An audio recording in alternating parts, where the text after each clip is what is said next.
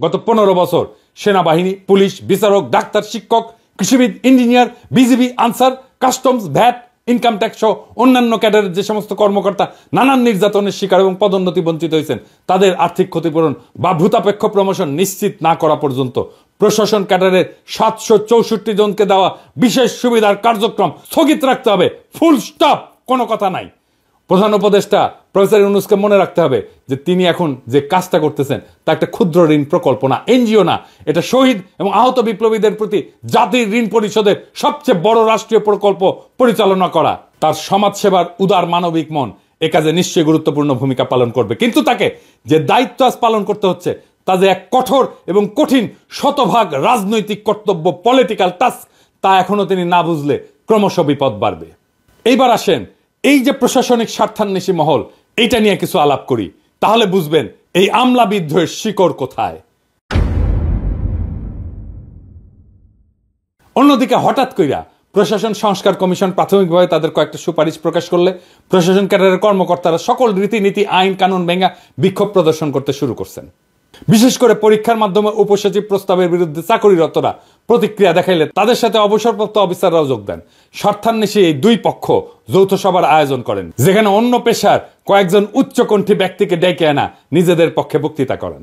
শুধু তাই না, এই সভায় ফ্যাসিস্ট সরকারের দোসর, সহযোগী এবং সুবিধাভোগী হিসেবে পরিচিত 2014, 2018, 2024 অনুষ্ঠিত জাতীয় সংসদ নির্বাচন পরিচালনাকালে ডিসি, ইউএনও হিসেবে দায়িত্ব পালনকারী কর্মকর্তাবৃন্দ সদল বলে যোগদান করে, যাদের অনেকেই বর্তমানে অতিরিক্ত, যুগ্ম এবং উপসচিব হিসেবে দায়িত্বরত অফিসার।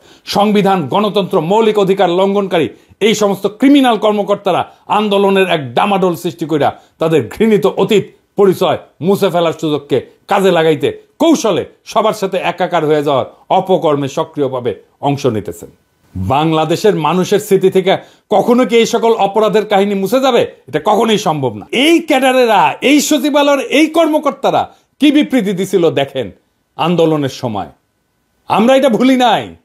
ক্ষতিগ্রস্ত রাজনৈতিক পক্ষ 2008 সালের নির্বাচনকে বাংলাদেশের সেই সময় সেনাপ্রধান মঈনুল আহমেদের পরিচালনায় ভারত সরকারের তৎকালীন বিদেশমন্ত্রী প্রণব মুখার্জির ইন্ধনে অনুষ্ঠিত একটা পাতানো নির্বাচন হিসাবে বিবেচনা করেন, যার উদ্দেশ্য ছিল খুনি হাসিনাকে ক্ষমতায় আনা।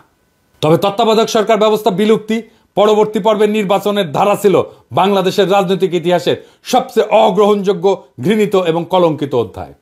2014 সালে অনুষ্ঠিত একতরফা বিনা ভোটের নির্বাচনটা, যেখানে 153 জন এমপি বিনা প্রতিদ্বন্দ্বিতায় জয়ী হন, তা দেশবাসীর মধ্যে ব্যাপক ক্ষোভ এবং নিন্দার সৃষ্টি করছিল।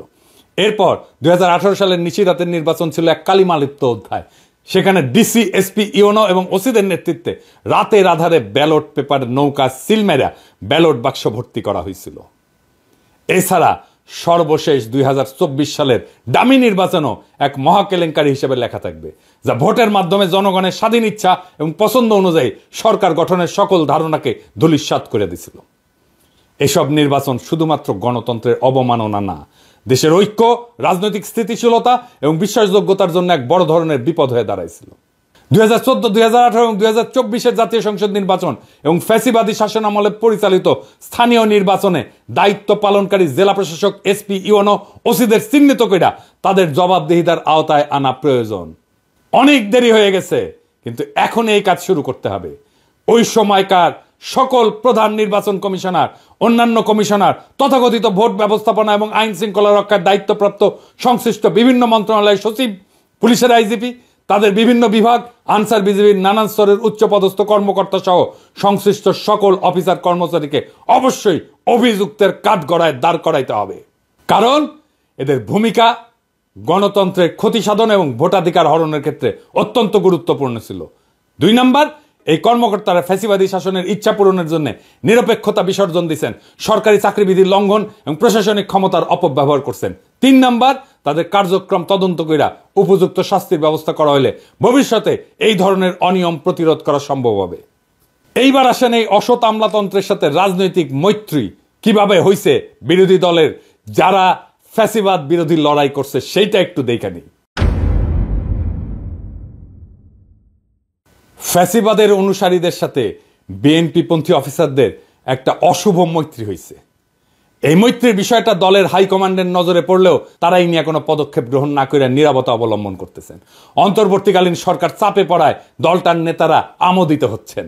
সরকারকে কোণঠাসা কইরা দলটা জনপ্রশাসনের উপর তাদের আধিপত্য বৃষ্টির চেষ্টা করতেছে, যা আগাম নির্বাচন এবং ভবিষ্যতের ভোট যুদ্ধে ছলে বলে কৌশলে ব্যালট বাক্সে নিজেদের ভোট বাড়ানোর জন্য সহায়ক হবে বলে তারা চিন্তা করতেছেন। ইতিমধ্যে উপজেলা পর্যায় থেকে সচিবালয় পর্যন্ত বিভিন্ন বিভাগ, দপ্তর, পরিদপ্তর, বদলি, পদোন্নতি, টেন্ডার অনুমোদন, আটকে থাকা বিলের অর্থসার এবং বালু পাথর উত্তোলন সহ নানা বিষয়ের তদবির নিয়ে রাজধানীর অফিসার্স ক্লাবে এক সরব তদবিরের হাট বসছে, যেখানে দালালদের অবাধ আনাগোনা লক্ষ্য করা যাচ্ছে। এই বিশৃঙ্খল পরিস্থিতির সুযোগ নিয়ে বিএনপি নেতারাও তাদের ব্যক্তিগত তদবির নির্বিঘ্নে বাস্তবায়ন করায় নিচ্ছে। অসৎ দুর্নীতিবাজ আমলাদের এই অপরাধী চক্র অফিসার্স ক্লাব, অবসর সংস্থা এবং সমবায় সমিতির মতো প্রতিষ্ঠানগুলোতে এক ছত্র দখল করে ফেলছে। এই সমস্ত প্রতিষ্ঠানে বিপুল অঙ্কের আর্থিক লেনদেন এবং কার্যক্রম আছে, যা তাদের আরো প্রভাবশালী হওয়ার সুযোগ তৈরি করছে। এর ফলে তারা প্রশাসনের অভ্যন্তরে ব্যাপক কর্তৃত্ব প্রতিষ্ঠা করতে সক্ষম হয়েছে এবং তাদের আস্পর্ধা এমন মাত্রায় পৌঁছাইছে যে তারা লাগামহীন উচ্ছৃঙ্খল আচরণে সাহস পাচ্ছে। উদাহরণ হিসেবে বলতে চাই, জনপ্রশাসন সংস্কার কমিশনের প্রধানের বিরুদ্ধে মানহানিকর বক্তব্য করা, তার পদত্যাগের দাবি তোলা এবং 4 জানুয়ারির মহাসমাবেশের আয়োজনের ঘোষণা, এই সমস্ত কার্যক্রমের একমাত্র উদ্দেশ্য হলো প্রশাসনের উপর একছত্র আধিপত্য বিস্তার এবং রাষ্ট্রের এই গুরুত্বপূর্ণ অঙ্গকে নিজেদের নিয়ন্ত্রণে নিয়ে আসা। জনপ্রশাসন সহ সরকারের বিভিন্ন প্রতিষ্ঠানে অসৎ এবং দুর্নীতিবাজদের মধ্যে আজ যে সার্বজনীন ঐক্যের ধারা পরিলক্ষিত হচ্ছে, তা বাংলাদেশের গণতন্ত্র এবং সুশাসনের স্বপ্নকে কার্যত দুরূহ করে তুলবে। এই হীন স্বার্থবাদী গোষ্ঠী নিজেদের অনৈতিক কার্যক্রম চালায় যেতে ইতিমধ্যে সুবিধাজনক রাজনৈতিক মিত্র খুঁজে পাইছে এবং তাদের মধ্যে শক্তিশালী সমঝোতা গড়ে উঠছে। তাদের এই সংঘবদ্ধ কার্যক্রম সংস্কার অভিমুখী নীতিমালা বাস্তবায়নের পথে বড় ধরনের প্রতিবন্ধকতা সৃষ্টি করবে। প্রশাসনের এই গণবিরোধী অংশ কৌশলে রাজনৈতিক এবং প্রশাসনিক সিদ্ধান্তগুলোকে নিজেদের স্বার্থের অনুকূলে নিয়ে আসার চেষ্টা করছে, যা জনস্বার্থের সম্পূর্ণ উল্টা দিকে। দুর্নীতির এই ধারাবাহিকতা রক্ষার চেষ্টা সফল হলে শুধু রাষ্ট্রীয় সম্পদ লুটপাটে না, ন্যায় বিচার এবং জনস্বার্থ রক্ষার মতো মৌলিক কার্যক্রমগুলো ধ্বংস হবে। এই গোষ্ঠী তাদের ক্ষমতা ধরে রাখার জন্য রাজনৈতিক পৃষ্ঠপোষকতাকে হাতিয়ার হিসেবে ব্যবহার করতেছে এবং বিভিন্ন পর্যায়ে তাদের প্রভাব বিস্তার করতে সক্ষম হচ্ছে। এর ফলে প্রশাসনিক কাঠামো দুর্বল হয়ে পড়তেছে এবং জনস্বার্থের জায়গায় ব্যক্তিগত, গোষ্ঠীগত, দলীয় স্বার্থকেই অগ্রাধিকার দেওয়া হচ্ছে, যা একটা স্বাধীন, কার্যকর গণতান্ত্রিক রাষ্ট্র পরিচালনার ক্ষেত্রে সবচেয়ে বড় ধরনের হুমকি। সরকার বিরোধী ষড়যন্ত্র এইখান থেকেই উত্থিত হয়েছে। কিভাবে? আসেন দেখি। আজ দেশের সরকার বিরোধী তৎপরতার প্রত্যেকটা ক্ষেত্রে ফ্যাসিবাদের অনুগত কিছু কর্মকর্তার যোগসাজশ স্পষ্টভাবে লক্ষ্য করা যায়।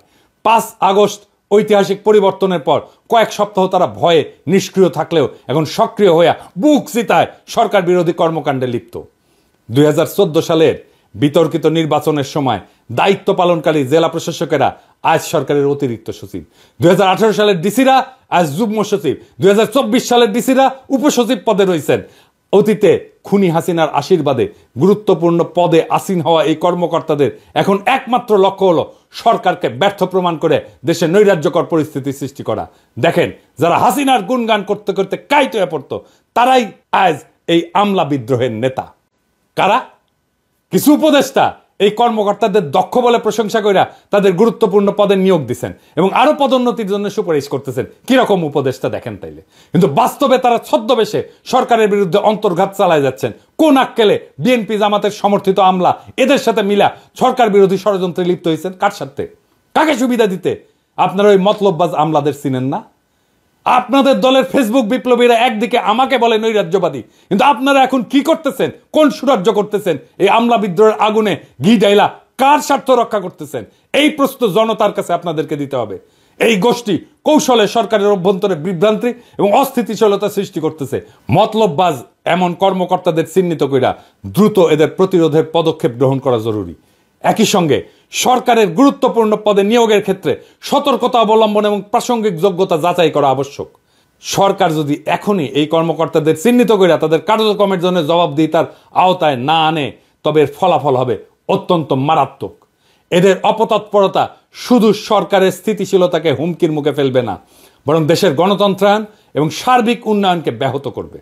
এই কথা ভুলে গেলে চলবে না যে খুনি হাসিনার শাসনামলে সচিব এবং অতিরিক্ত সচিব পদে যারা পদোন্নতি পাইছিলেন তাদের একজনকেও এই চাকরিতে রাখা যাবে না। এইটা ছাড়া আমলাদের আপনি ঠান্ডা করতে পারবেন না। এদের জিব্বা এত বড় হয়েছে যে এদের আকাঙ্ক্ষা লোভ এমন আকাশ ছুঁইছে, হাসিনার শাসনের লাগাম ছাড়া দুর্নীতির লাইসেন্স না পাওয়া পর্যন্ত এরা থামবে না। এদের পিছে দুদক লাগায় দেন, ঠান্ডা হয়ে যাবে। এই জন্যই দুদকের চেয়ারম্যান হিসেবে এমন কাউকে চাইছিলাম যে আমলা না।